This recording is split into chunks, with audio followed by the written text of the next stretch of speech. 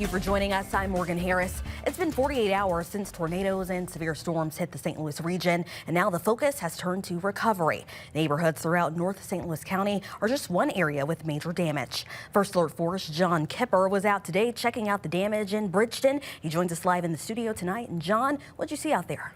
Well, first of all, Morgan, this was in the area of town near the Bridgeton Rec Center and the airport. The damage was so bad, police are stationed at neighborhood entry points, largely to protect property. Now, residents called back to the Good Friday tornadoes of 2011, saying this storm reminded them of that.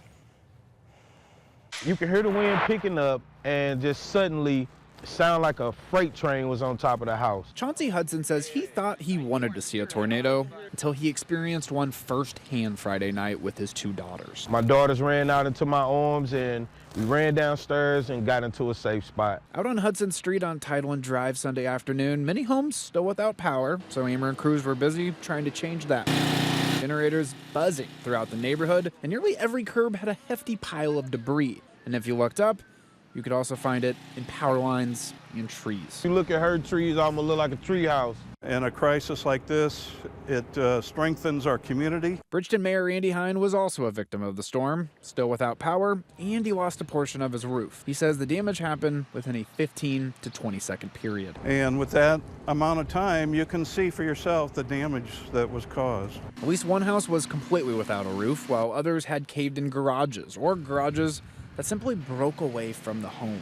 To help the victims, Bridgeton police were stationed throughout major roads in the intersection To try and keep looters out and also unscrupulous contractors. Now, residents tell me on Saturday it was largely volunteers that helped pick up a lot of this debris and take it out onto the curb. And Mayor Hine says the city's public works department is going to be making the rounds, picking up this debris until it's all cleaned up. Please be patient, residents. Hudson now has a hole in his roof thanks to the storm, but says the neighborhood would look worse if it wasn't neighbors, even strangers, lending a hand throughout the weekend.